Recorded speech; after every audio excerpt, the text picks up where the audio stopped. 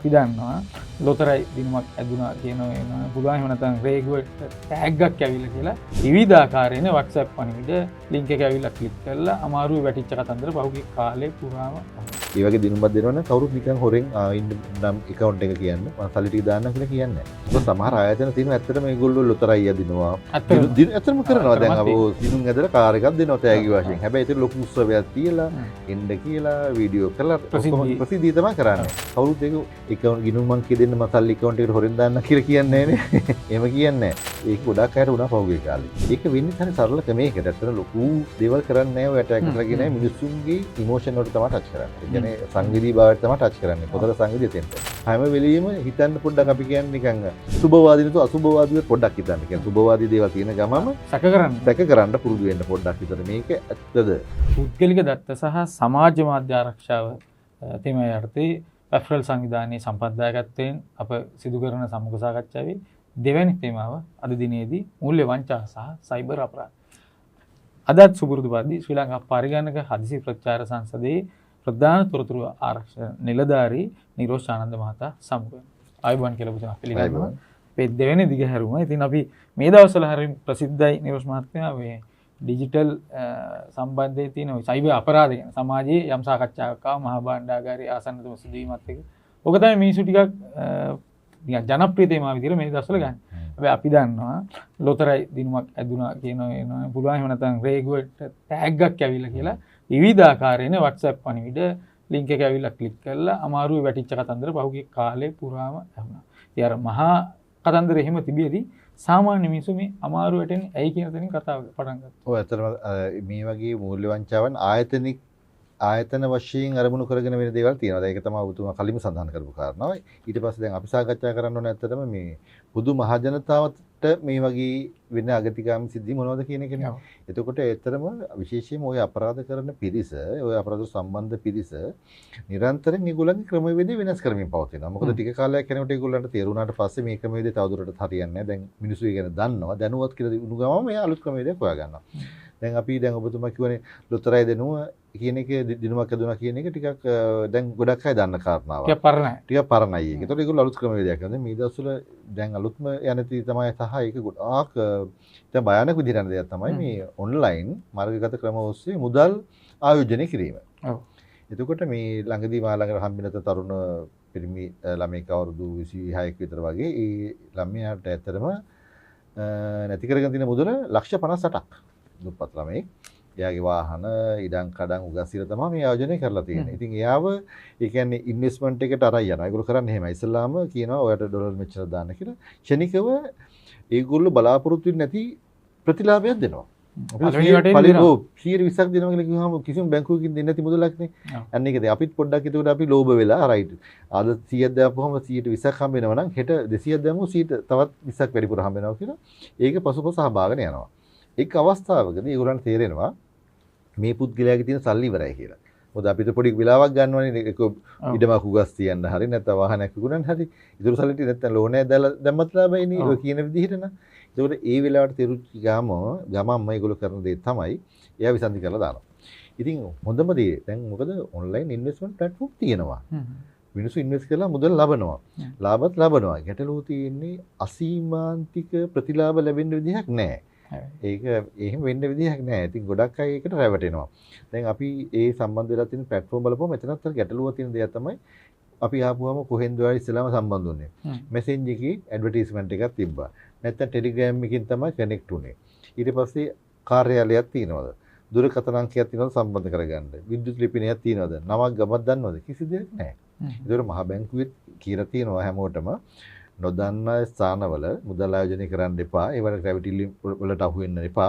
අහු වෙලා ඊට පස්සේ ළඟට එන්නත් එපා වැඩක් නැහැ කියලා. මොකද හේතුව දැන් ওই ක්‍රියාත්මක වෙන කට්ටිය ජාලයක් විදිහට තමයි ක්‍රියාත්මක වෙන්නේ. ඒතර ඒගොල්ලන් ගාව තියෙනවා මේ අපි කියන්නේ බැංකු ගිණුම් තියෙනවා. ඒ ගිණුම් ක්‍රියාත්මක කරන්න පුද්ගලික පිරිසකුත් ඉන්නවා. දැන් මේ සොරා ගන්න මුදල් අපි දාන්න කියන්නේ දැන් අනිත් එක තමයි මම අර තරුණ ළමයාගේ කතාවේදී මේ කතාවේදී බලපු දෙයක් දැක්ක දෙයක් තමයි එයාගේ පළවෙනි වටේ කියනවා අහවල් බැංකුව නැත්නම් X කියන බැංකුවට දාන්න අම්පාරය. දෙවෙනි වතාවට කියනවා Y කියන බැංකුවට දාන්න මඩකලපිය. තුන්වෙනි වතාවට Z කියන බැංකුවට දාන්න යාපනයේ. ඒ කියන්නේ බැංකුත් මාරු කරනවා ගිණුම් අංකෙත් මාරු කරනවා නගරෙත් මාරු කරනවා. ඒ කියන්නේ එක තැනකටත් නෙමෙයි. ඒක පොඩි ලක්ෂණයක්. ලක්ෂණයක්. අපි දැන් මොකද එහෙම දාන්න බෑ. මොකද අපි හිතමු එකම ගිණුමකට ඉතා වේගින් ලොකු මුදලක් වැටෙනකොට ලංකාවේ ක්‍රමවේදයක් තියෙනවා බැංකුවෙන් අඳුර ගන්න පුළුවන් මෙතන මොකක් හරි සිද්ධ වෙනවා කියලා. මොනිටර් වෙනවා. මොනිටර් වෙලා ඒගොල්ලෝ ඒක ස්ටොප් කරනවා.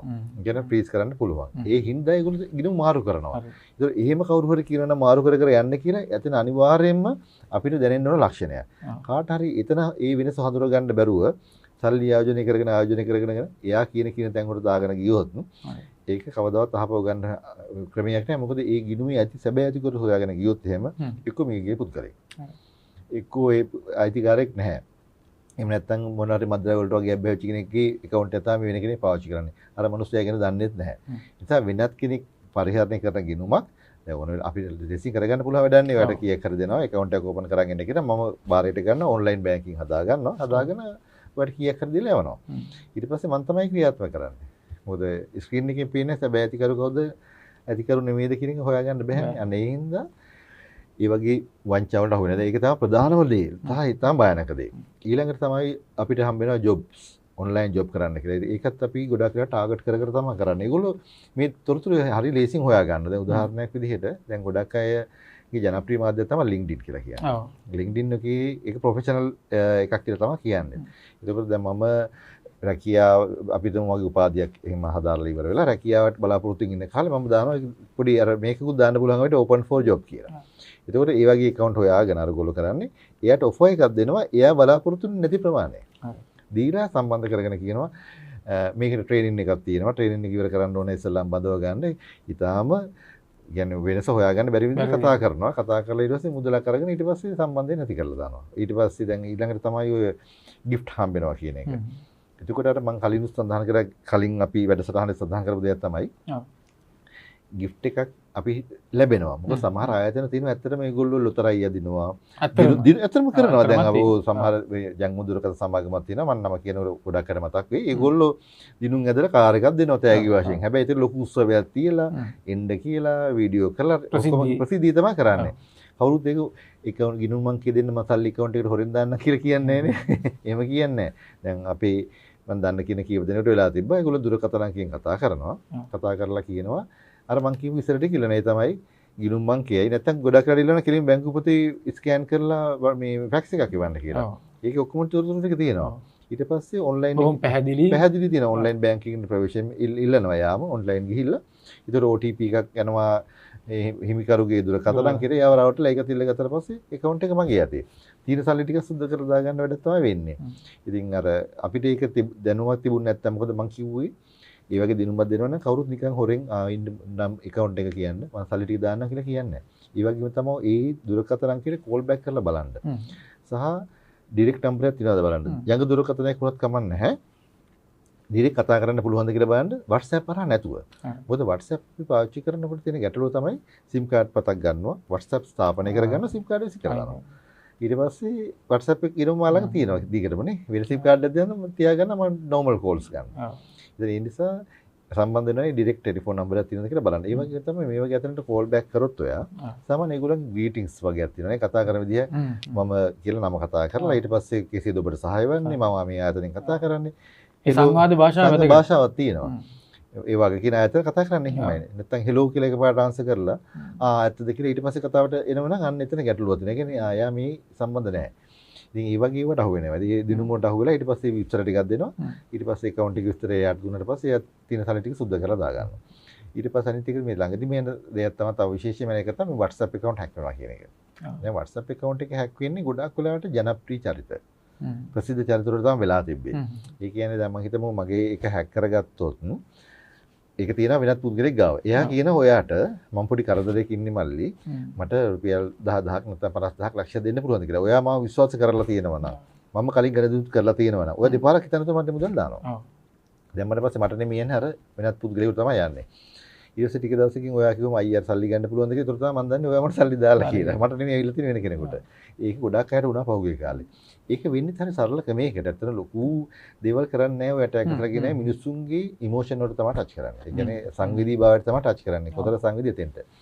ඒකෙදි වෙන්නේ ගොඩක් වෙලාවට මට ඉන්වයිට් කරනවා එක්ක මීටින් එකකට වෙන්න පුළුවන් නැත්නම් දේශනයක් කරන්න වෙන්න පුළුවන් එහෙම කතා කරලා එයා කතා කරන්නේ ගොඩක් වෙලාවට මම බිසි වෙලාවට හවස ගෙදර යන වෙලාවට නැත්නම් උදේ වැඩට එන වෙලාවට ඒ වෙලාවට කතා කරලා කියනවා මේ අපි නිකන් අපි බලන්නකො හැමෝම දන්නවනේ කොහොමද අපි WhatsApp මේ ජංගම දුරකථනය දාගන්නේ කියලා දුරකථනය ගත්තා WhatsApp එක ඉන්ස්ටෝල් කරගත්ත ඇප් එක ටයිප් කරනකොට ටෙලිෆෝන් නම්බරේ අහනවා. ටෙලිෆෝන් නම්බරේ මන් දෙන ඔයාගේ එක. මගේ එක දෙන්න නැතුව.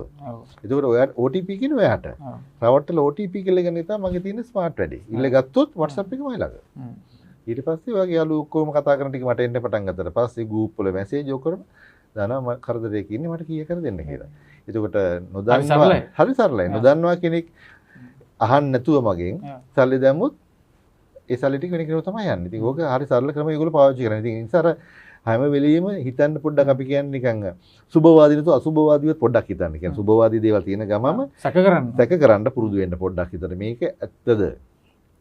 මට කෝල් එකක් දාලා මේ මිනිස්සුගෙන් අහන්න පුළුවන්ද?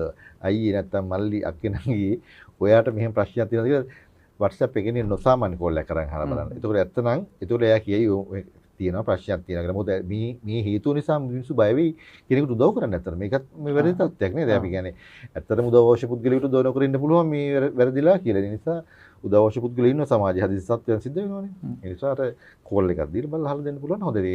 ඒ තුන තමයි අපි දකින්න ප්‍රධාන දේ. එක තමයි ආයෝජනයන් වලට අහුසු වෙන එක. දෙවෙනි එක තමයි ඔය ජොබ් ඔෆර්ස් නැත්නම් තෑගි වලට අහු වෙනවා කියන එක. තුන්වෙනි එක තමයි WhatsApp account මේ හැක් වෙනවා කියන එක. ඊට අමතරව තව භයානක දෙයක් සිද්ධ වුණා පහුගිය කාලේ. ඒ තමයි මේ දන්නවද දන්නේ ගොඩක් අය මේ ශ්‍රී ලංකන් එයර්ලයින්ස් කියලා තමයි ආවේ. ශ්‍රී ලංකන් එයර්ලයින්ස් එකෙන් ඔයාට දවස් 4ක රාත්‍රී 3ක ඔෆර් එකක් දෙනවා රුපියල් 50000කුත් එක්ක රිටර්න් එයා ටිකට් එකත් එක්ක. එතකොට ඕන කෙනෙක් කැමති වගේ දෙනුමක් ගන්න. ඒගොල්ලෝ සමහර ඉඳලා හිටලා වගේ දේවලුත් කරනවා. දැන් එයා සැකහිතන්නෙත් නෑ. ඔය එයාපෝට් එකේ පහුගිය කාලේ තිබ්බනේ අර ඔෆර් ඒගොල්ලෝ දිනුවක ටිකට් එකක දුන්නා ඒසර. ඒ වගේ ඉතින් කවුරු සැක හිතන්නේ නැහැ. ඊට පස්සේ මොකද්ද කියන්නේ? ඒකට රෙජිස්ටර් වෙන්න කියනවා. දැන් ඔයා තමයි දිනුම ලැබිලා තියෙනවා. රෙජිස්ටර් වෙනවා. ලියාපදිංචි වුණාට පස්සේ කියනවා මෙන්න මේ ඇප් එක ඩවුන්ලෝඩ් කරලා ඉන්ස්ටෝල් කරගන්න කියලා. දැන් ඕක Apple phone පාවිච්චි කරන අයට ඒක දාගන්න බැරුව ගියා. මොකද Android phone පාවිච්චි කරන ටිකක් Apple phone වලට සාපේක්ෂව පොඩි ඒගොල්ලන්ගේ ආරක්ෂාවේ තර්ජනයක් තියෙනවා. මොකද මොන මොබයිල් ඇප් එකක් ඔකට දාගන්න පුළුවන්. එතකොට උනේ ඒගොල්ලෝ ඇප් එක දාගන්න කිව්වම third party ඇප් එකක්. හරි. යෝජනා කරන්නේ කොයිම වෙලාවක third party දාගන්න කියලා මම ඒකට දෙන්න. ඒතර මේ වෙලාවේ උනේ ඒ ඇප් එක දාගත්තට පස්සේ ඔයාගේ device එකේ full control එක වෙන කෙනෙකුට දුන්නා. ඒක තමයි උනේ. එතකොට ඔයා කරන අපි හිතමු දැන් online banking යනවා ඔයාගේ. map එක හරහා යනවා. එතකොට ඔයා username එකකුයි password එක ගන්නවා. ඒකත් එයාට පේනවා. ඊට පස්සේ එයා ඒක තියාගෙන ඉන්නවා. ඊට පස්සේ එයා ඒක අරගෙන ගිහිල්ලා ඇත්තටම online banking එකට ගිහිල්ලා username password එක ගහනවා. ඔයාට OTP එකක් එනවා. දැන් ආයි අහන්න ඕනේ වගේ ඔය ෆෝන් එක මට පේනවා. ඇටැක් එකට පේනවා ෆෝන් එකේ එන හැම මැසේජ් එකක්ම මට පේන්න පටන් ගන්න නිසා OTP එකත් එයාට පේනවා. ආයි ඉල්ලන්න ඕනෙත් නැහැ කතා කරලා රවට්ටන්න අවශ්‍යත් නැහැ. සම්පූර්ණ පද්ධතියම මෙයාට ෆෝන් එක යට අතර දුන්නා වගේ තමයි ඊට පස්සේ. අන්ලොක් කරලා එයාට ෆෝන් එක දුන්නා වගේ තමයි. ඊට පස්සේ ඒ ටික ගහලා account එක සුද්ධ කරනවා. ඒ වගේ අපිට report වුණා. මගේ යාළුවෙක් අතරම ආවා. එයාගේ ලක්ෂ 29 දුකද අරගෙන තිබ්බ දවස් 3 අවස්ථා 3කදී. ඊට පස්සේ එල්ල කිව්වහම මේ account එකේ මේ account එකට තමයි කියලා ඒ account එකට ගිහලා බලනකොට ඒ account එකේ සල්ලි ටික දුන්නට අරගෙන ඉවරයි. ඒක ඒ ඇවිල්ලා හතරවෙනි අවස්ථාව. ඒ කියන්නේ මිනිස්සු ඒ වංචාවන් වලට අහු වෙන තව ක්‍රමවේදයක්. ඊට පස්සේ තමයි මේ ඔය ෆිෂින් කියන ඒවා. ඉතින් අර අපිට ලියාපදිංචි වෙන්න කියලා එක එක ලින්ක් එවනවා. එතකොට දැන් ගොඩක් අය බලන්න පුරුදු වෙලා නැහැ. කවදාවත්ම මොබයිල් ඩිවයිස් එකේ පොඩි තිරයක් නෙවෙයි තියෙන්නේ. ලැප්ටොප් පරිගණකයට සාපේක්ෂව පොඩි තිරයක් තියෙනවා. ඒකට කවදාවත් පුරුදු වෙලා නැහැ අර URL එක කියවන්න. දැන් අපි තුමු බැංකුවක් තියෙනවා කියලා XYZ කියලා. දැන් ලංකාවේ වෙන සාමාන්‍ය xyz.lk කියලා තමයි යන්න ඕනේ. හරි. .com කියලා වැඩි යන්නේ ලංකාවට නම් LK කියලා නේ යන්නේ. එතකොට xyz.lk. ඕක බලන්න තුනහම XYZ වෙනුවට ABCD කියලා දිගට ගිහිල්ලා .com .top .fun ඔහොම එක එක ඩොමේන් වලින් එනවා. හැබැයි බැලු බැලමට පෙනුම 100% සමානයි. ඒ වගේ වෙබ් අඩවියක් හදාගන්න බොහොම සුළු වෙලාවක් යන්නේ. ඒ බැලු බැලමට සමානයි. හැබැයි ඒක බොරු එකක්. අපි කවදාත් ඒ උඩ කියලා බලන්නේ නැහැ. ඒ බලන්නේ නැති නිසා ක්ෂණිකව අහු වෙනවා. ගිහිල්ලා තමන්ගේ යූසර් නේම් පාස්වර්ඩ් ඒ ඔක්කොම ටික දෙනවා. ඒ වෙලාවෙම තව කෙනෙකුට ඒක පේනවා. ශ්‍රී ලංකා තැපෑලට කරේ. තැපෑලට කරේ ඒ වැඩේම තමයි දැන් ඒගොල්ලෝ කිව්වෙත් ඇවිල්ලා රුපියල් ඉස්සල්ලාම අප්ඩේට් කරන්න කියලා කිව්වා. මේ ඒගොල්ලන්ගේ ලිපිනය අප්ඩේට් කරාට පස්සේ මොකද උනේ මුදලක් ගෙවන්න කියන ස්ටෑම්ප් ෆීස් කියලා. මුදල් ගාසු.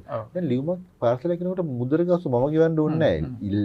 එවන කෙනා තමයි ඒක ගෙවන්න ඕනේ. ලබන කෙනා නෙමෙයි. ඉතින් ගොඩක් අය ඒකවත් හිතන්නේ නැතුව මුදල් ගෙව්වා. ඊට පස්සේ දන්නේ උඩින් පේන්නේ 96 කියලා රුපියල් 96ක් 92ක් දවස් වෙන මතක. හැබැයි යටින් රුපියල් 15000 20000 වගේ ප්‍රමාණයක් තමයි කැපෙන්නේ. දැන් මිනිසුන්ට තියෙන තව ප්‍රශ්නයක් තමයි අපි කෙටි අවසානයේදී ගියොත් මේ වගේ වෙලාවක ඩිවයිස් එක නැති වුණාම මොකද කරන්නේ? බෑන්කින් ඇප්ස් දාගෙන කට්ටිය වැඩ කරනවා. සමහරුන් තාමත් අර පුතුමා කිව්වා වගේ දැනුවත් නැහැ, කලබල වෙනවා. එතනදී මොකද්ද? ඇත්තටම ඩිවයිස් එක නැති වුණොත් මොකද්ද අපිට කරන්න? ඔව් ඇත්තටම දැන් එකක් තමයි පළවෙනි දේ තමයි හොඳම ඩිවයිස් එකට හොඳ ලොක් එකක් දාගන්න එක. ඒ කියන්නේ අපිට තියෙනවා දැන් ඒක ෆේස් රෙකග්නිෂන් වෙන්න පුළුවන්, නැත්නම් පැටර්න් එකක් වෙන්න පුළුවන්. ඒක ටිකක් අමාරු පැටර්න් එකක් දාන්න. ඒත් ඒව කඩන්න පුළුවන් කට්ටිය සහ ඒ ක්‍රමවේදයක් තියෙන නිසා එතන ආරක්ෂා මදි. ඉමීඩියට්ලිම කරන්න දේ හොඳම දේ තමයි දැන් මොබයිල් ඇප් බැංකින් කරනවා නම් බැංකුව දැනුවත් කරන්න. බැංකුව දැනුවත් කරලා ට්‍රාන්සැක්ෂන් අවහිර කරන්න. තාවකාලිකව අවහිර කරන්න. ඊට පස්සේ ගිහිල්ලා යූසර් නේම් account පාස්වර්ඩ් ටික මාරු කරන්න. මාරු කරලා නැවත ප්‍රවේශය ලබා ගන්න. බැංකුවේ ඕනම බැංකුවක ලංකාවේ පැවිසි අතරම කෝල් සෙන්ටර් එකක් තියෙනවා. ඉමීඩියට්ලි කතා කරලා ගිණුම තාවකාලිකව අක්‍රිය කරන්න. පොඩි වෙලාවට අක්‍රිය වුණාට කමන්නේ නැහැ. පහුදා ගිහිල්ලා ආපහු යූසර් නේම් පාස්වර්ඩ් මාරු කරලා අලුත් ගිණුමකට ප්‍රවේශය දාන්න අලුත් ඩිවයිස් එකට යන්න. මොකද ඩිවයිස් එක අපිට හම්බෙන්න පුළුවන්, හම්බෙන්නේ නැති වෙන්නත් පුළුවන්. සමහර වෙලාවට දැන් ලංකාවෙත් ක්‍රමවේදයක් තියෙනවා. ඒකට මම කියන ලිපිනේ ineed.gov.lk කියලා වෙබ්සයිට් එකක් තියෙනවා. එතන ගිහලා මොබයිල් ෆෝන් එක නැතුණොත් රිපෝට් කරන්න පුළුවන්. හැබැයි අපි ඒක කමෙන්ට් සෙක්ෂන් එකේ නැවතත් සඳහන් කරනවා. ඔව්. එතකොට ප්‍රශ්න තියෙන්නේ ලැප්ටොප් එකක් වගේ නැතුණොත් හොයන්න බෑ ක්‍රමවේදයක් නැහැ. මොබයිල් ෆෝන් එකේ SIM කාඩ් පතක් තියෙන නිසා හොයන්න පුළුවන්. ඒගොල්ලන්ට කිව්වොත් උදව් කරනවා හොයාගන්න. වටිනා කියන දුරකථනයක් නම් සමහරට ලැබෙන්නත් පුළුවන්, නොලැබෙන්නත් පුළුවන්. මොකද ගන්න කෙනා සමහරට ඕක කැලියට කොටස් කරලා එහෙම විකුණන අවස්ථාවලු තමයි ගොඩකට අපි දැන් දකින්නේ. ඒ නිසා මේ ලැබෙන්නත් පුළුවන්, නොලැබෙන්නත් පුළුවන්. හොඳම දේ තමයි හැම බැංකුවකම බැංකු කීපයක account තියෙන්න පුළුවන්. හැමෝටම දැනුවත් කරලා අක්‍රිය කරන්න තාවකාලිකව. ඊට පස්සේ ක්‍රෙඩිට් කාඩ්, ඩෙබිට් කාඩ් තියෙනවා නම් ඒ නැවත වතාවක් අලුත් කාඩ් පතක් ගන්න. මොකද සම්බන්ධ වෙලා තිබු පරණ ගිණුම් අංක අපි හිතමු අපි Uber Whats මේ වගේ ඒවාට සම්බන්ධ කරලා තියෙනවා වෙන්න පුළුවන් කාඩ් එකකින්. ඒක පේමන්ට් එකක් කරන්න පුළුවන් නිසා ඒ කාඩ් ඉන්ෆර්මේෂන් කෝ රිස්ටෝර් වෙලා තියෙන්න පුළුවන් නිසා ක්ෂණිකව අපිට පුළුවන් අලුත් කාඩ් එකක් ගත්තාම ඒ පරණ සම්මතය ගිලිහිලා යනවා. මොකද ඒ කාඩ් එක තවදුරටත් ක්‍රියාත්මක නැහැ. ඔව්. පුද්ගලික දත්ත සහ සමාජ මාධ්‍ය ආරක්ෂා වෙන තේමාවේ දෙවැනි සාකච්ඡාවක් නිමා වුණේ අපි කතා කරේ මූල්‍ය වංචා සහ සයිබර් අපරාධ ගැන. ඒ වගේම වගකීම් සහගත ඩිජිටල් පුරවැසියා සහ නීතිමය සහාය කියන ඊළඟ සාකච්ඡාවේ නැවතත් සම්මුඛ වෙනවා අපි. ඔබතුමාට බොහොම ස්තුතියි මේ කෙටි සාකච්ඡාවට සහභාගී වුණ ගැන. බොහොම ස්තුතියි.